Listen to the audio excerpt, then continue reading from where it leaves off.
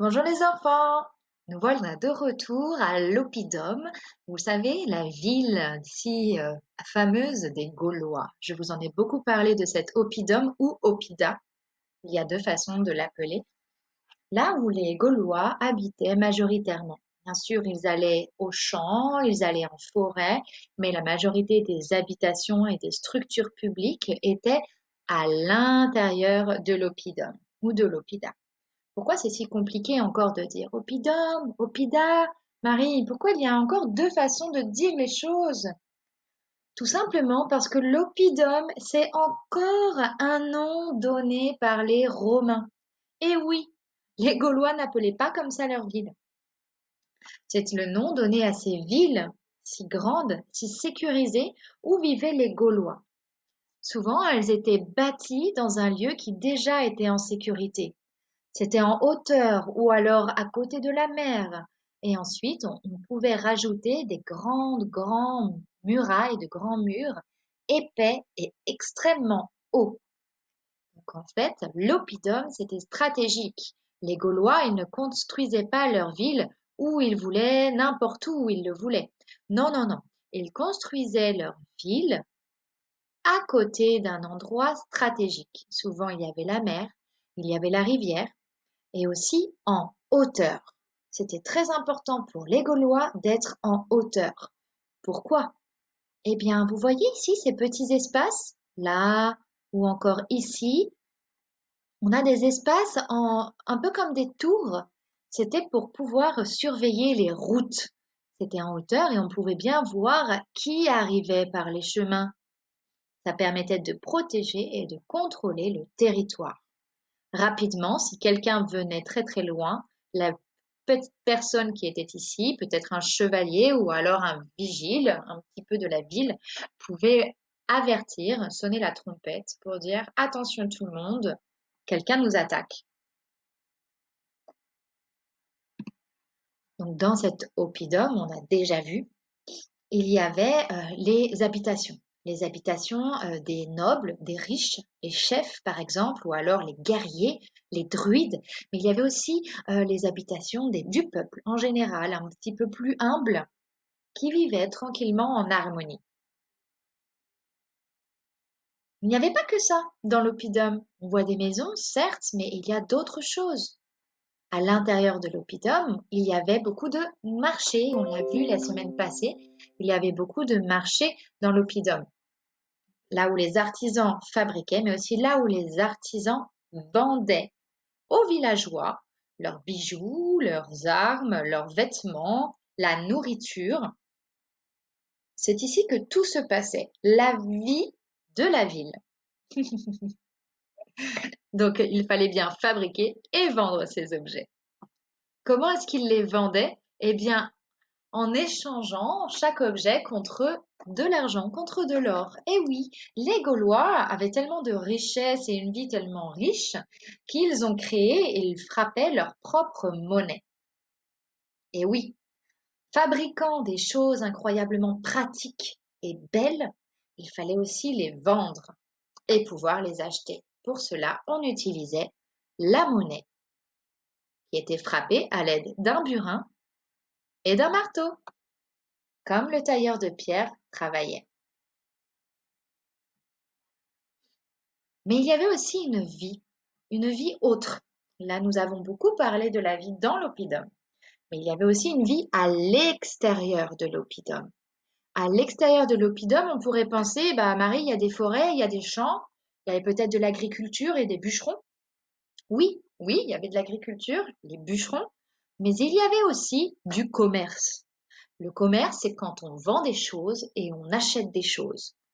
Dans l'oppidum, on vend des choses et on achète des choses fabriquées ici. Donc les personnes de la ville achètent les choses de la ville à l'intérieur. Mais les Gaulois, qui étaient capables de fabriquer tellement de choses, les vendaient aussi à leurs voisins. Qui étaient les voisins des Gaulois? Eh bien, les Italiens et les Grecs. Oui, ce ne sont pas les voisins de la porte à côté, mais à cette époque-là, c'était plutôt proche, l'Italie et la Grèce. Donc, les Gaulois vendaient leurs armes, vendaient de la charcuterie, de la nourriture, des animaux, des vases, du fer encore, aux Italiens et aux Gaulois. C'est pour ça, d'ailleurs, que l'oppidum est presque toujours à côté d'un cours d'eau, une rivière très grande ou alors même de la mer. À cette époque-là, il n'y avait pas d'avion et il n'avait pas de voiture. Ça aurait pris beaucoup trop de temps et ce n'était pas pratique d'utiliser les animaux. On ne pouvait pas faire de grandes distances. Donc, pour parcourir de grandes distances, il fallait charger les bateaux pour ensuite apporter tous les objets ou les animaux, les tissus, jusqu'en Italie ou en Grèce.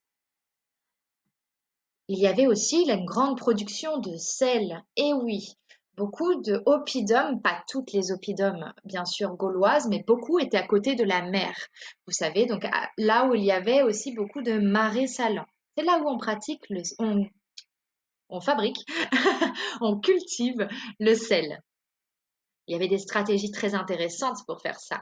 On mettait l'eau salée dans des espèces de trous que vous voyez là dans la terre. L'eau salée ici, on faisait chauffer, on mettait du bois et ensuite on faisait un feu et ça permettait de sécher.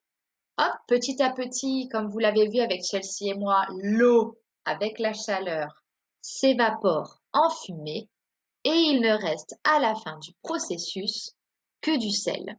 Malin ces Gaulois. Donc ils vendaient du sel, mais les Gaulois achetaient également. Oui, oui, ils achetaient. Ils achetaient notamment aux Italiens. Ils aimaient beaucoup faire du commerce avec les Romains, donc les Italiens de l'époque. Donc, ils achetaient aux Romains de l'huile ou encore du vin qu'ils transportaient dans des tonneaux. Oui, oui, des tonneaux. Ça, c'est des vases. Comme vous le voyez, c'est fragile. On ne peut pas vraiment transporter pendant très longtemps de la nourriture, de l'huile ou du vin dans des choses comme ça, sinon ça va casser. Donc, les Gaulois, assez malins, ils ont même créé les tonneaux. Vous avez déjà vu des tonneaux, j'en suis sûre. Eh bien, c'est une création gauloise pour pouvoir transporter les choses de façon plus sécurisée.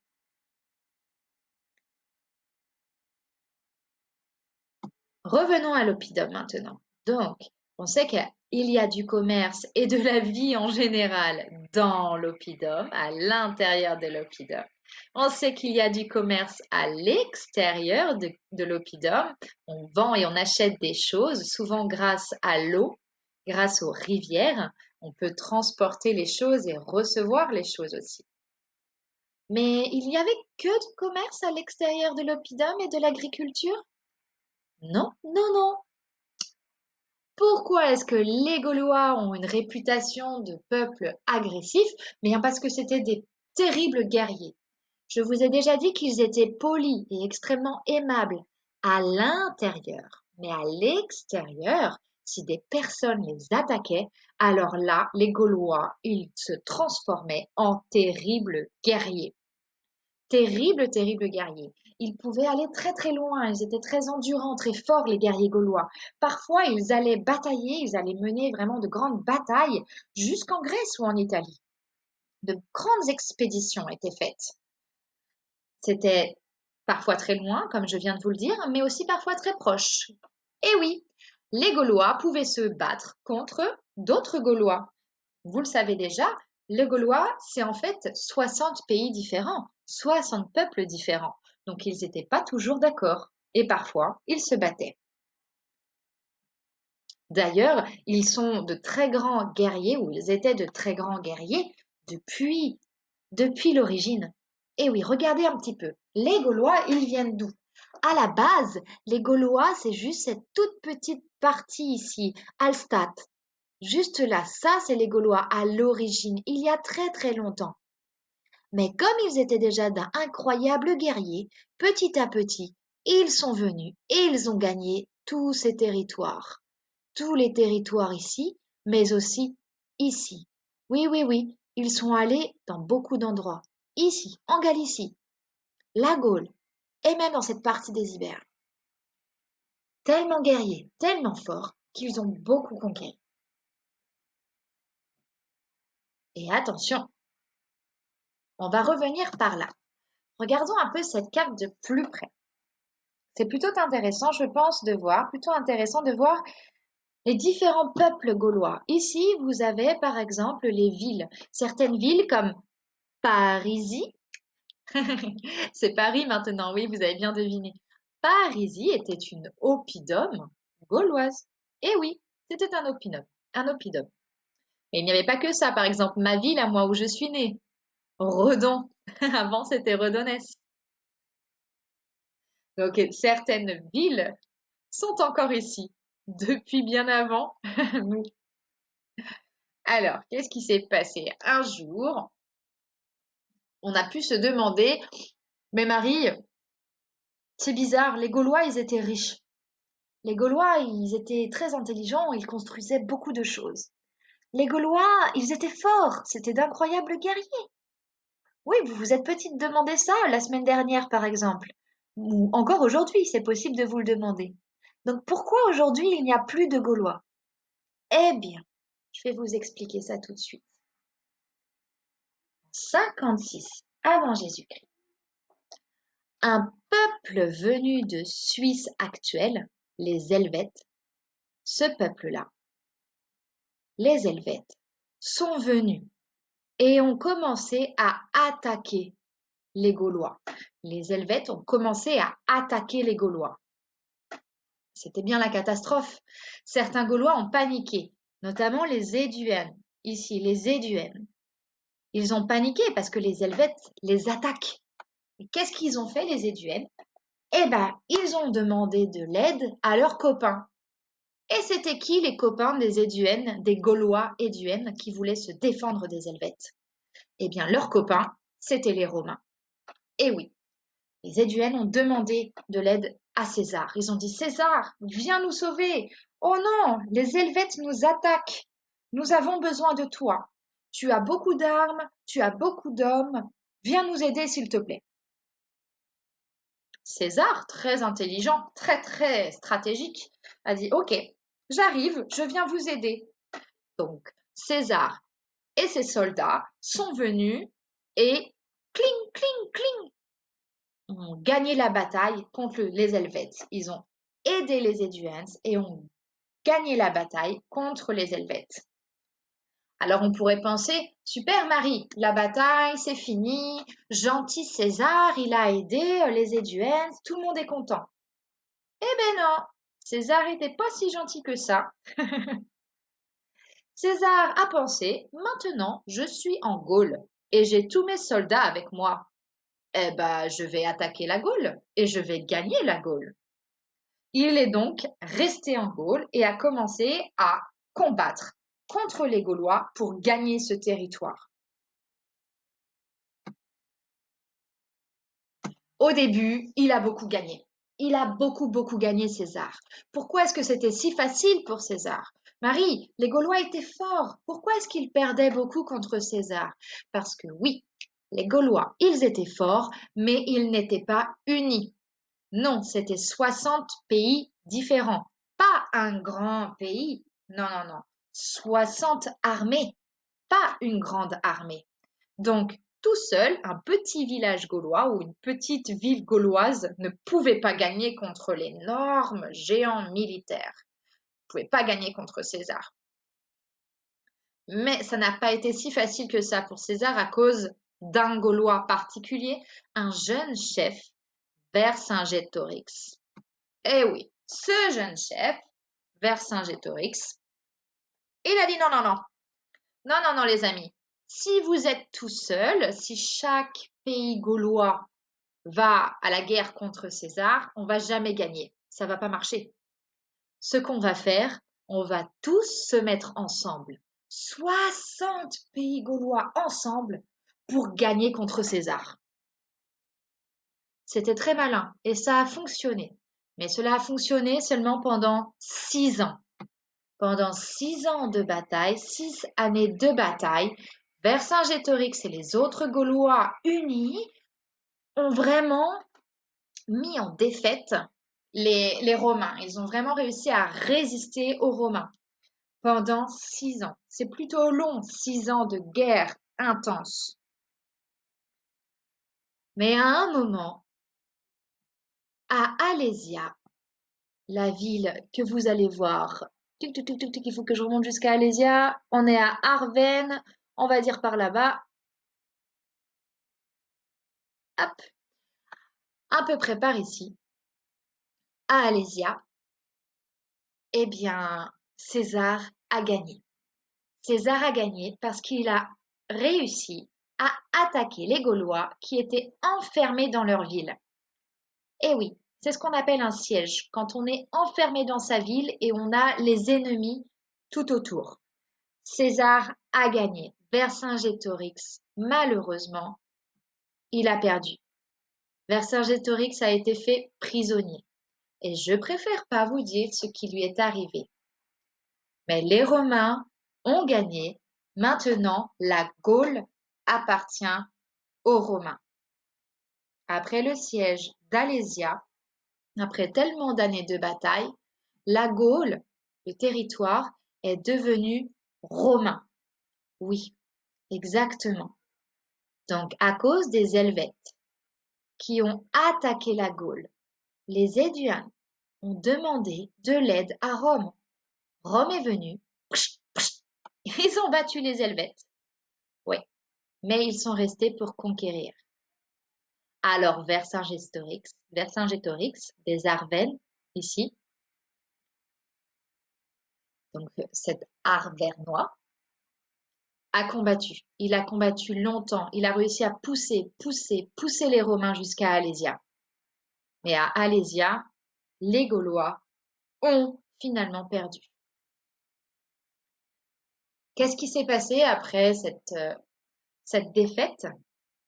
Eh bien, petit à petit, la Gaule qui appartient maintenant à Rome, qui appartient aux Romains, petit à petit, eh bien, cette Gaule a changé. On a commencé à construire les bâtiments à la romaine. Vous voyez, ça, c'est pas très gaulois. On voit encore les petits villages à la campagne gaulois, mais sinon, les villes se sont complètement romanisées. Vous voyez, les petits chemins gaulois se sont transformés en rues pavées, chose typique romaine. On a commencé à introduire les théâtres, tous ces grands bâtiments publics romains. Même la langue a changé. Avant, il y avait 60 langues différentes, 60 langues gauloises. Eh bien, les Romains, quand ils sont arrivés et qu'ils ont gagné la Gaule, ils ont imposé le latin. Tout le monde parle la même langue.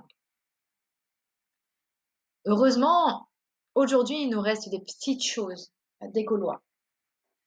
C'est pas facile de vraiment savoir l'histoire de ce peuple gaulois. Pourquoi? Parce que c'est un peuple qui reste mystérieux. Beaucoup des choses que l'on connaît aujourd'hui des Gaulois qui ont vécu il y a si longtemps, eh ben, on le connaît grâce à César, parce que César a écrit beaucoup de choses sur les Gaulois. Donc on le connaît grâce à César, mais est-ce que c'était vraiment la vérité? On a retrouvé des objets, mais est-ce qu'on a vraiment tout retrouvé? Pas si simple de répondre à ces questions. Il est sûr que certains objets sont restés. Vous avez vu sans doute beaucoup de photos de chevaliers qui sont arrivés bien, bien après les Gaulois, avec la cotte de maille pour se protéger des flèches et des épées. Les casques comme ça, avec les oreilles cachées, aussi, c'était les Gaulois. Le savon que nous utilisons tous les jours, c'est les Gaulois. Les tonneaux que vous avez dû apercevoir dans certains endroits, que l'on utilise encore pour faire beaucoup de choses, pour l'huile, pour le vin, mais d'autres choses encore, sont, sont des créations gauloises. Le coupe-ongle, l'épingle à nourrice, plein de choses, même comme le matelas sur lequel vous dormez, sont des inventions gauloises. Et on a même, pour la petite histoire, des mots gaulois que nous utilisons. Oui, oui, on les utilise. Un balai, un cheval, un mouton, encore un slogan, pourquoi pas un chemin ou une ambassade. Tous ces mots nous viennent de nos ancêtres les Gaulois. Voilà les enfants, pour aujourd'hui, ce sera tout. Merci d'avoir écouté cette leçon et d'avoir voyagé dans les villes et les extérieurs de villes gauloises. Comme vous le voyez, les relations entre les humains ne sont pas toujours faciles. Parfois, on est amis, on vend des choses, on achète des choses, on peut vivre ensemble. Et parfois, à cause de l'ambition, parfois, ou à cause de mauvais choix, eh bien, les relations deviennent terribles. Ça peut arriver d'avoir des guerres. C'est ce qui s'est passé entre les Gaulois et les Romains. À bientôt!